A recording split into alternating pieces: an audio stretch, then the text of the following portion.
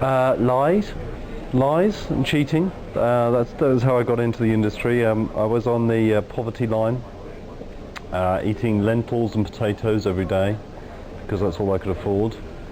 And so I went to a firm called Firebird at the time, owned by British Telecomsoft, and I said to them, look, I'm an experienced programmer, know all about games and things. Have you got any work? And they said, yeah, we've got a conversion that you can do onto the Amiga called Druid 2 Enlightenment.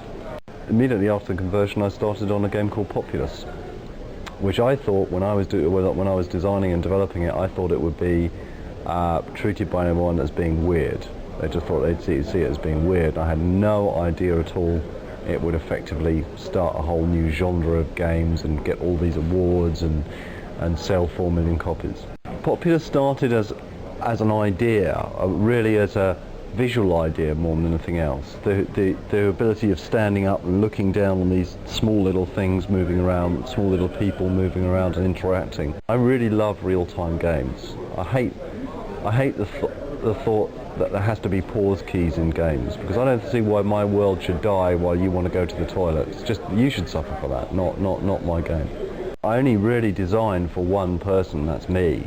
The only reason I design games is because I want to play them, not because the marketplace is keen on god games at the moment, or fighting games, or simulations. I just think of a game idea and say, hey, that would be really cool to play. I can hardly wait to play that, and there's no games out there like this at the moment, so I might as well develop them myself.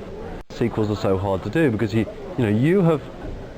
you have professed to everybody to make this perfect game, this perfectly designed game, and now doing a sequel, you're sort of saying, well, I missed all this stuff out in the first game, and now I want to put a load in, and really, in a weird sort of way, that's wrong.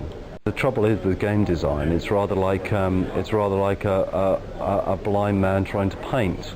I mean, that's what computers are. In your head, you've got the most fantastic visual ideas, the most splendid game design ideas, and you think, oh, I'd really love to do this, I really love to have that cool effect, but hey, I haven't, it's getting too slow, there's not enough memory, you can't do that sort of thing because you've got a stupid little mouse that you have to control the game with.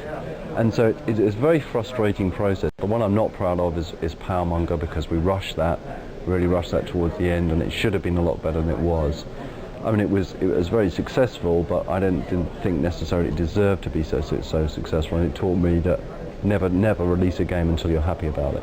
Well, it's not that we're doing things any quicker, it's just that there's more of us and we're able to take more on. I mean, we've got 50 game designs in the filing cabinet.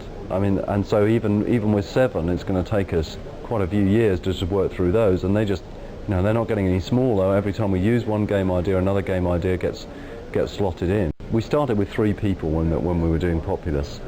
We're now, well, at the start of September we'll be 75, which for us is huge. I mean, just over that 6-7 year period, doubling every year is pretty amazing. You've got to remember, in the early days I used to do everything from deciding on the colour of the toilet roll to designing all the games. And now, with the merger with Electronic Arts, it means that the whole marketing issue I don't need to worry about anymore. This show, E3, has been brilliant for me. I mean, it's like a dream come true. Just having there's a 20-foot balloon outside floating. You're sitting on a green couch in our own room. I've got a Bullfrog branded jacket on. There's a Bullfrog pen here in my hand, and it's like, I never could imagine that would have been possible. And so the really positive effects of that merger. The idea of Theme Hospital is that you have to take your hospital from the Middle Ages, where their approach to medicine was, if it hurts, bleed it. If it still hurts, cut it off. Up to the present day and beyond, where you're using really sort of high-tech stuff. Anything that you can think of that goes wrong in the hospital will go wrong in your hospital, and you have to deal with that. And rather like Theme Park, where we had a solid simulation under Theme Park, which had on top of it these graphics that made it look really simple, and the interface was really simple. Same's true of Theme Hospital. It doesn't look quite so childish as before, but it is a great deal of fun. We're supposed to make people laugh, and I think that's a key thing. You get to create your own superhero. Now, any attribute you thought about superheroes, you can attribute to this character. Super speed, super strength, X-ray vision, death vision, absolutely anything you can think of. And once you've created your superhero, you then have to find a home for it. So, just as Batman has Gotham City, Superman has Metropolis, so you have to find a home for your superhero. Taking that superhero into that city, there may be another superhero because it's a multiplayer game. Up to 8 people can play. So I may be standing on top of this skyscraper and I see you walk along the street. I can fly down, pick up one of the cars that are travelling there, smash it over your head. You could break off the side of a lamppost, hit me around the body, and then run off behind a building. It always occurred to me as a kid when I was watching Superman movies or reading comics is what happened when Superman misses?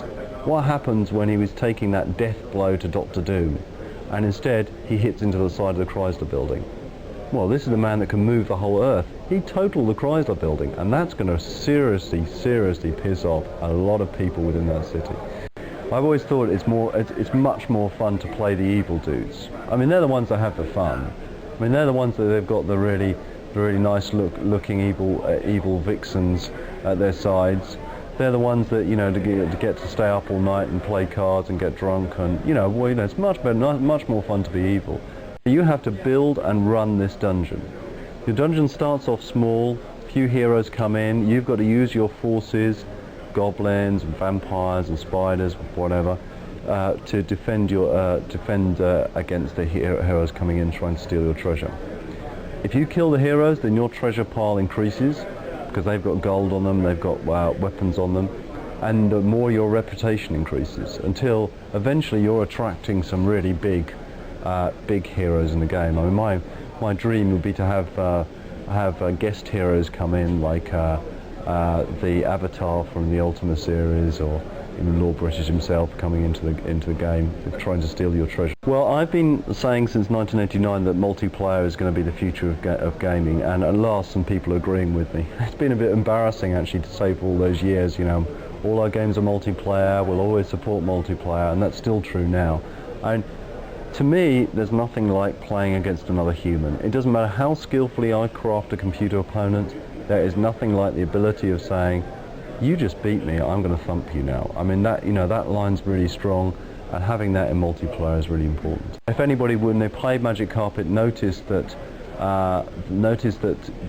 your master, the master magician that taught you all the power, fell into a crack. You didn't actually see him die, that old Hollywood classic. What you have to do is go into these nether worlds and try and find him again to help you bring the world back together. We have gone completely over the top on the number of spells. I mean, the original had some 20 spells, we've doubled that to 40 spells. Each one of those spells has an experience category. So if you, on Magic Carpet 1, you could fire a fireball. Bit poxy that. It'd be much better if as you fire more fireballs you got more experience. So now, as you get more experience, you get whole hosts of fireballs, firestorms coming out. So each one of those 40 spells has 6 experience levels. And if I was good at mental arithmetic, I could work out exactly the number of spells it was, but it's a lot. Creation is in an environment which initially starts off as absolutely perfect. There are these 8 cities. They've all got the right resources. They're all friends. They all go out drinking every night, and they're wonderful, wonderful friends. Into that perfect society and environment, under the water, there's this mutant fungus that's put down. Everything that mutant fungus touches is corrupted. So at the start of the game you get to play around with dolphins, you can swim with the dolphins, you can see them diving up to the surface and going under the ocean, but if they're touched by this fungus they mutate into these horrible spiny looking creatures that'll attack you. When Magic Carpet is super fast, super reactional, under the ocean everything's much slower, but the perception of danger and fear when you're like 2,000 feet down, it's absolutely dark and you let off a flare, and instead of seeing a rock face which you expect, you see the 50-foot jaws of a mutated sea creature. And that actually is a truly scary experience. Gene Wars is set on Earth, where this galactic police force has come down and taken all our weapons away. We can't have wars anymore. We were too dangerous as a species, so they took all our weapons away. But humans being humans, we devise ever more cunning and devious ways of killing ourselves. So what we've done is, as a race, is we're using genetic engineering to create creatures that can battle against each other. I send my 6-foot killer rabbits against your killer chihuahuas, and they start battling. While I'm doing that, I'm also creating other creatures. So you can use anything you like, your total imagination, to create what creatures you like to battle against. They also do loads of other things for you. Syndicate Wars is the sequel to Syndicate. It's coming out on the PlayStation first, which is why it's called Syndicate Wars as opposed to Syndicate 2. Set in the Syndicate environment, where the world has been dominated by your corporation for a number of years, but all these factions have built up against your corporation. So you have religious cults, you have bikers, you have technologists. All of them have their own clans. What you have to do is go into your cities, and you have to make sure you hang on to your cities before they break down into civil chaos. The thing about Syndicate Wars is it is hugely violent. There is more blood per pixel than any other game that I've seen. The range of weapons and destruction that you can do, anything within the city you can destroy. Whether you choose to or not is completely up to your own morals. We don't set those limits, you do, or the player does. It's set on a racetrack when you race around with these hover cars. First thing a race game should be is fast, and this is ultra fast. You race round, up to 16 people can race around simultaneously. Again, it's multiplayer. Whenever I play a racing game, I hate them because I never get first. So what I want to do is just blow a person in front of me out of the way. You know, I don't want to just eke past him pixel by pixel after a whole track, and then when I make one slight mistake on the joypad, then I'm out of there. I want to make sure that guy's dead. He's out of the water. So I can just fire a missile at him, blow him out of the way. There's two ways of actually playing the game. The first way is you can choose to come first. The second way, slightly more fun this one, you can choose to be the only one left on the track at the end of it. There's a program that lives inside the code that monitors what's happening in the race constantly. And if at any time the race starts getting boring, then what it does, while you're playing it, it'll change the track.